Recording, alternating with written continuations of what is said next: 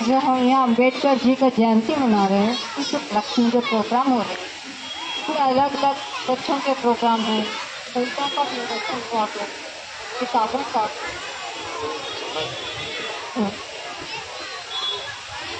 सबसे पहले मैं आदरणीय महानुभाव जो कि मंच को सुशोभित कर रहे हैं, आवाज आ रही है?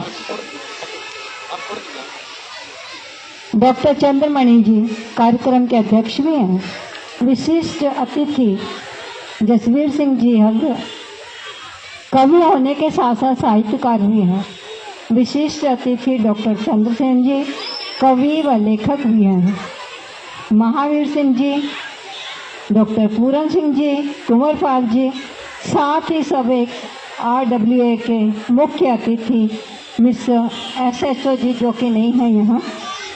विशिष्ट अतिथि ब्रिजपाल जी समाज सेवी, विशिष्ट अतिथि बंसल जी समाज सेवी तथा RW के सारे सदस्यों को भी डॉक्टर चंद्रमणि जी, विशिष्ट अतिथि जसवीर सिंह जी हल्दर जी, विशिष्ट अतिथि डॉक्टर चंद्रसेन जी, आप जो कि मंच को सुशोभित कर रहे हैं,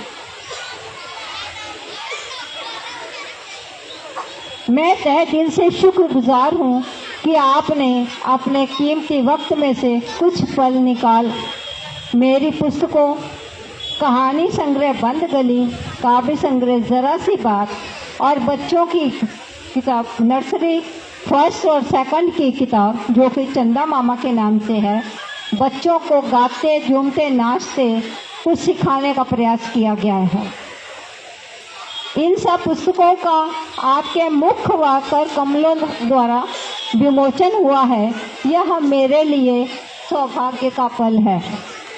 उम्र में भले ही मैं बड़ी हूँ, पर आपके ज्ञान की गहराई, दूरदृष्टि, पार की नज़र के सामने मैं छोटा सा एक राई का दाना मात्र हूँ। आपका धन्यवाद कि आपने इस छोटी ना चीज़ में से भी अच्छाइयों को ढूंढ मुझे व मेरी पुस्तकों को उजागर कर दिया। इन पुस्तकों के बाद मेरी अगली पुस्तक रेत का महल भी जल्द ही प्रकाशित होने जा रही है। पहले मैं NBT की पुस्तकें हिंदी और पंजाबी में अनुवाद किया करती थी और ऑल इंडिया रेडियो से पंजाबी वार्ता से भी जुड़ी हुई थी। यह दोनों ही कार्यक्रम मेरे से किन्हीं कारणवश छूट गए। फिर मेरा लेखन क्षेत्र में प्रवेश कोई इरादा या पहले से सोचा हुआ नहीं था। यह तो परवरदिगार ने कुछ परिस्थिति ऐसी सिरज दी कि मैं भयंकर रोग की चपेट में आ गई, जिसमें मैंने अपनी सुनने व बोलने की शक्ति खो दी थी। इस स्थिति में लगभग 5 माह तक मैं खुद से संघर्ष कर रही थी, पर दूसरा कोई जान नहीं पा रहा था। मैं हर परिवार, समाज, घर सबसे कटअप हो गई थी। समय ने करवट ली, मेरी स्थिति बेहतर होने लगी और मैं बोलने में सक्षम हो गई। फिर मैंने निश्चय किया कि प्रभु ने मुझे नया जीवन दिया है। प्रभु के आशीर्वाद को व्यर्थ नहीं जाने देना। मैं लिखने के माध्यम से अपने भाव को दूसरों तक पहुंचाने का कार्य किया। सो मैंने ऐसे किया। सबसे पहले मेरी कहानी सलोनी नाम से लिखी, जिसमें मैंने दिखाया है कि विकलांग या शारीरिक अक्षमता होने पर भी व्यक्ति को समाज में आदर सम्मान पूर्वक जीने का अधिकार है। इस कहानी की नायिका सलोनी, जो कि जन्म से सुनने में अक्षम थी, साथ ही उसका एक ही हाथ था। कुछ भले लोगों ने सहयोग कर उसे पैरों पर खड़ा किया और शादी भी करवा दी। खुशी से आज वो अपने घर संसार में लगी है।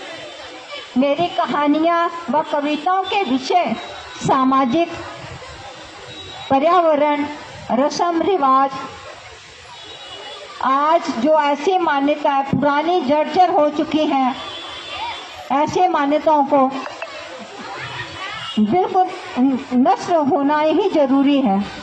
नई पीढ़ी को चाहिए कि जो बहुत जर्जर मान्यताएं हो चुकी हैं उन पर समय और पैसा नहीं लगाना चाहिए। साथ ही पर्यावरण, अत्याचार, स्त्री का तिरस्कार, लड़कियों का तिरस्कार, स्त्री की कुंठा आदि विषयों को ही मैंने अपना बनाया है। मैं खुशकिस्मत हूँ कि मुझे आपसे सहयोगी साथी मिले कि आपने मुझे मेरी पुस्तकों के जरिए मुझे और मेरी पुस्तकों को उजागर कर दिया। इसके साथ ही हम सब एक RW के मुख्य अतिथि SHO जी, विशिष्ट अतिथि ब्रिजलाल जी, समाज सेवी विशिष्ट अतिथि बंसल जी, समाज सेवी, RW के सारे सदस्यों का धन्यवाद करना चाहूँगी। सारे टीम मेंबर्स जिनको जो काम मिला है, कैमरामैन है, सबने अपना अपना काम संभाला। साथ में संजय जी जो कि प्रकाशक होने के साथ साथ बहुत अच्छे सहयोगी भी हैं। सभी पाठकों से भी अनुरोध है कि मेरी पुस्तकों को पढ़ें व जैसे आपके विचार हों मुझे उनसे अवगत करवाएं। मैं सबके विचारों का तहे दिल से शुक्रगुजार होंगी, क्योंकि सबसे बड़ा पार्थी तो पाठक ही होता है। इन शब्दों के साथ मैं अपने शब्दों को विराम लगाती हूँ। धन्यवाद के साथ।